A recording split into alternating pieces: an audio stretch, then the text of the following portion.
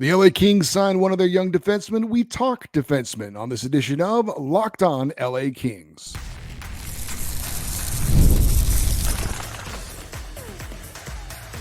You are Locked On Kings, your daily podcast on the Los Angeles Kings. Part of the Locked On Podcast Network, your team every day.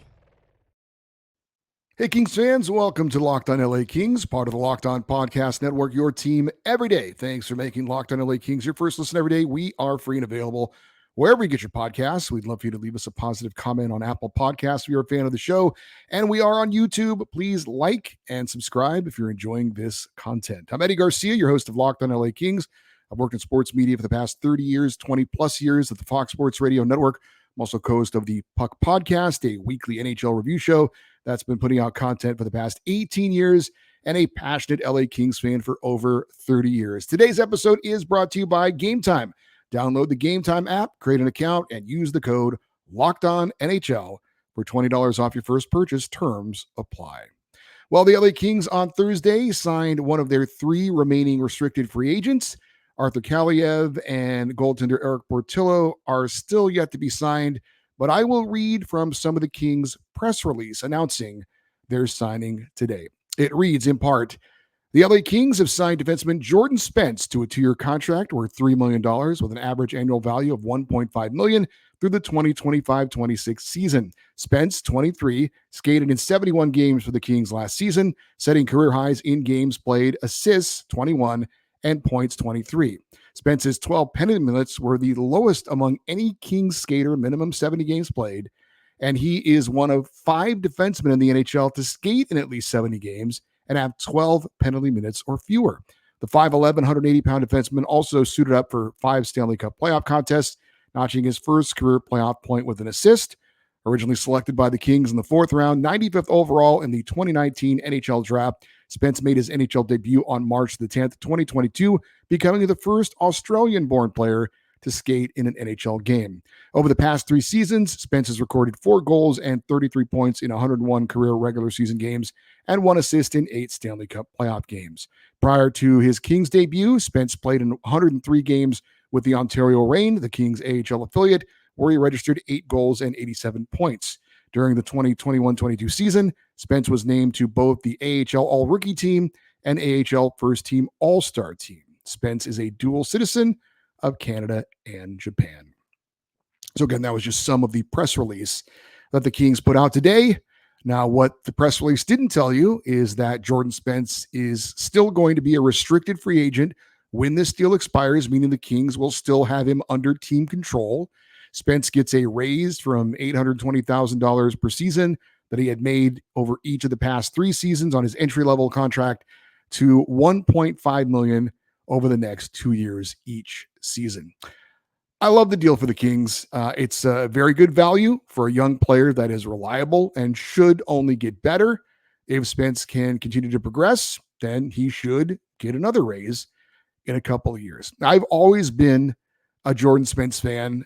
He's a very easy guy to root for. Now, we don't really know these players, but he's always come across as just a really good guy, works very hard, undersized, but he has never had that be really an issue for him that I could tell. I think he uses his intelligence, his positioning, and his anticipation to make up for his lack of size when he's playing in the defensive end.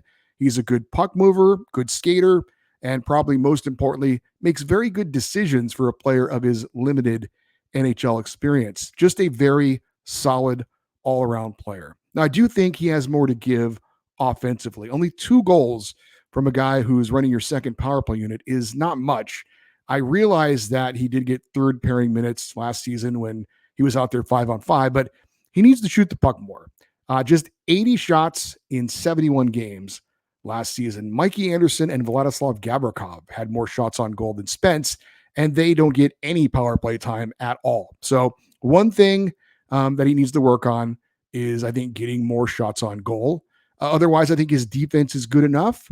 There's always little things you can improve on, but I think more offense from Jordan Spence is the one thing that I would say we need to see a little bit more from going forward. Now, one thing I had not thought of that was pointed out in the press release is that he takes very few penalties. And Yes, he's not a physical player, so that's part of the equation for why he doesn't take a lot of penalties, because he's not hitting a lot of people. But again, for an undersized player, he does not get pushed around, and he obviously doesn't take penalties to try and make up for his lack of size. So again, I think that speaks well to the type of player he is. I think he's a very smart player. He knows what his strengths are, what his weaknesses are, and he's able to kind of get around some of those weaknesses. Now, what is Jordan Spence's role going to be this upcoming season with the addition of Brandt Clarke to the Kings back end? I could see it both ways as far as Spence playing on the second pairing in place of the departed Matt Roy, or remaining on the third pairing. Now, if you're Jim Hiller, you might want to ease Clarke into a full-time NHL role and have him be on the third pairing. Or you could also argue that, Spence has also earned a bit of a promotion because he does have that NHL experience. But on the other hand, Clarke is the more offensive-minded player. He's got the bigger offensive upside. And certainly one day he is looked to be, hopefully, the eventual replacement on the top pairing with Drew Doughty. Now, you could talk about Clarke's talent and his potential, and that there's no need to put a leash on him, let him go, put him on that second pairing right away, and let him try and hit the ground running. So that's an argument for that. But I think even more intriguing to me is, how do Spence and Clarke get used on the power play this coming season? We talked a little bit about it with Carl Balikian on Wednesday's show. It doesn't make a lot of sense for Spence to not be a part of the Kings' second unit, or for him to just be flat out replaced by Brandt Clarke on that second unit. At the same time, again, Clarke is the better offensive player, so he needs to be out there too. So could we see Clarke on the top unit in some kind of a hybrid role? Could we see Spence and Clarke together on the second unit? Jim Hiller's known as an innovator. This would certainly be a chance for him to show off his skills as far as being creative in a unique way, as far as getting both of these young, talented, offensive-minded defensemen on the ice together or separately.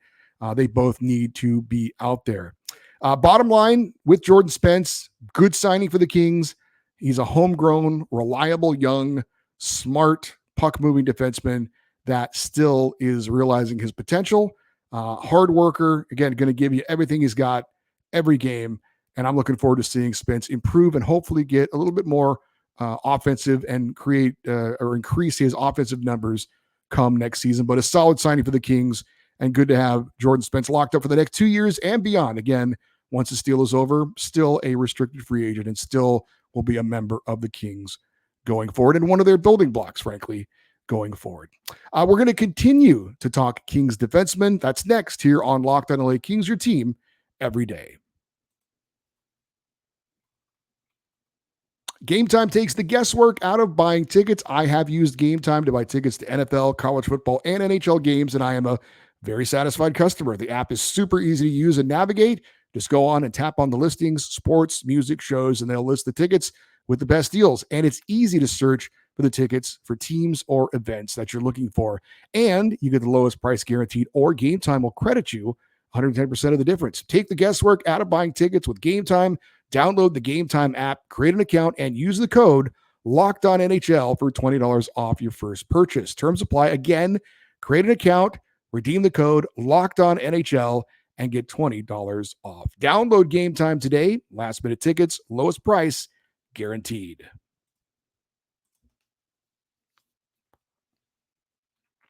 I saw a tweet or a post on X or Twitter from friend of the show, Russell Morgan from Hockey Royalty. And it said, RHD, right-handed defenseman, in the Kings system at the start of 2021-22.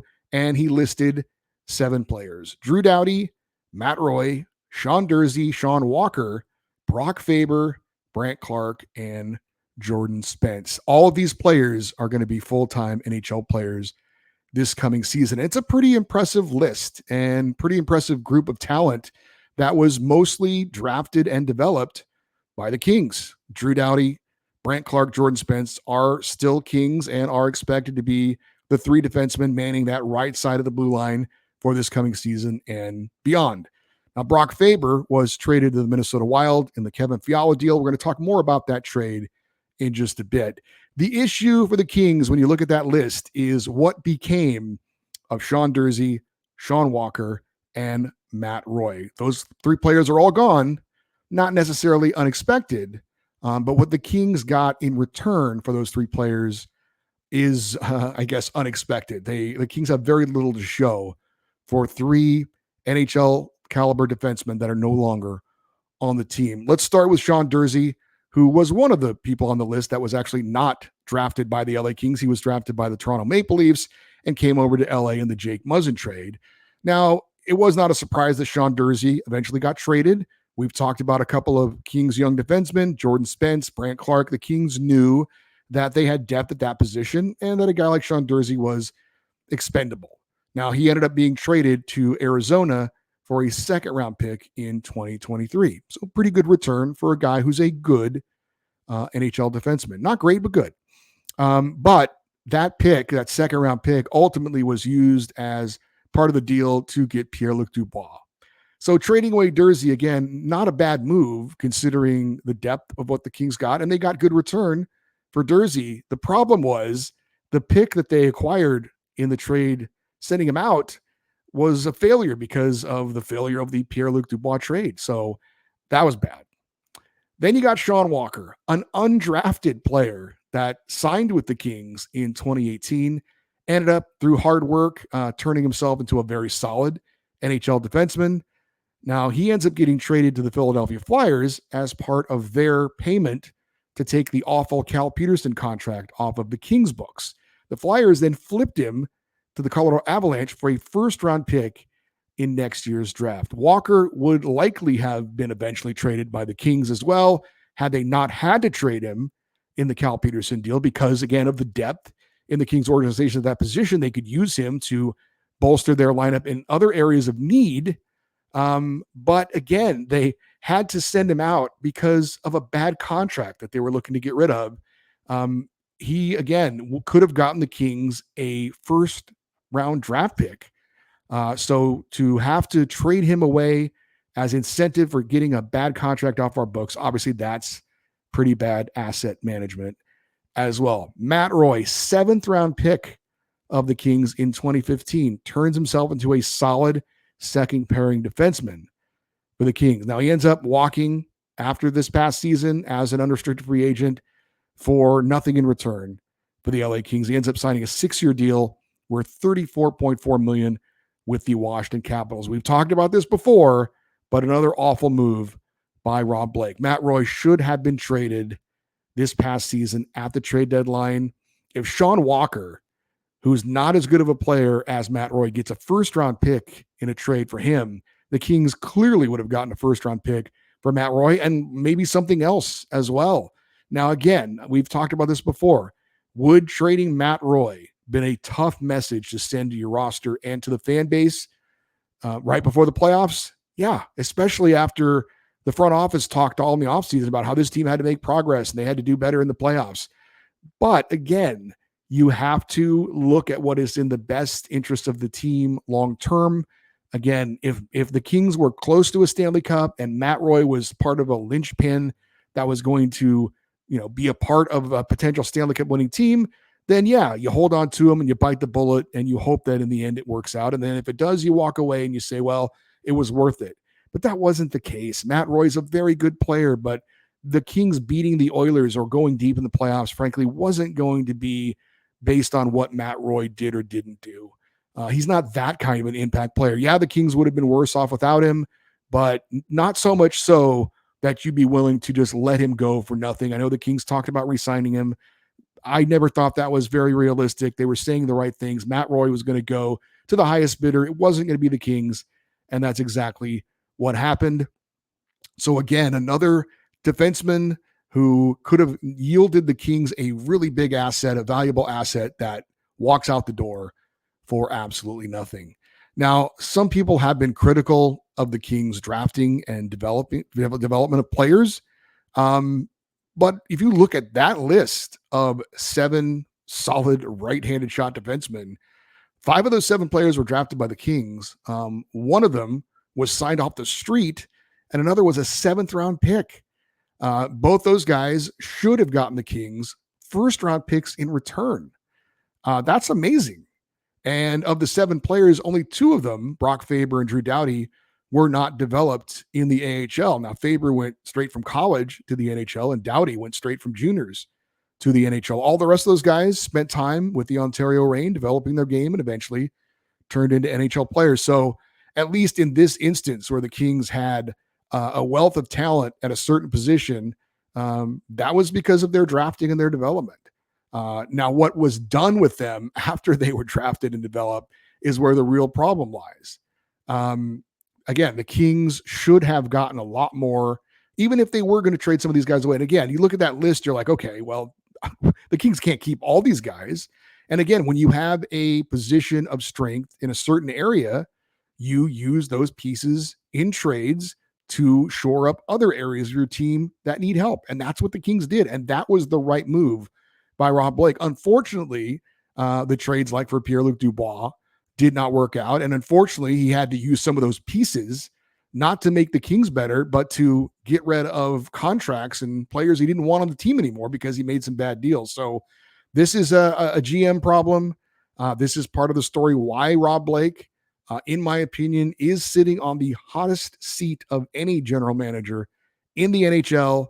And frankly, he's unfortunately earned that position. So again, great. You look at that list that was tweeted out by Russell Morgan and you think what could have been for the Kings, could have been and should have been in a much better situation. When you have assets like that, you have to make the most of them. Sure, you're not going to sign all of them.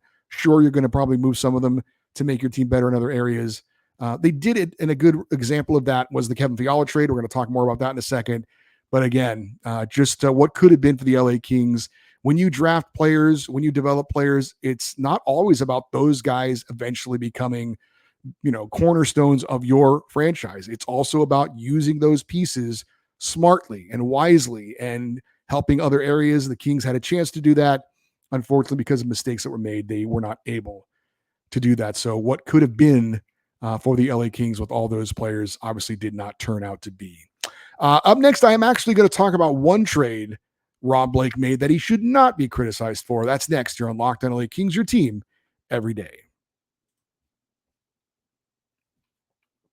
I love sports. I love them so much that I never want them to stop. But FanDuel lets me keep the sports going whenever I want. All I have to do is open up the app and dream up bets anytime I'm in the mood.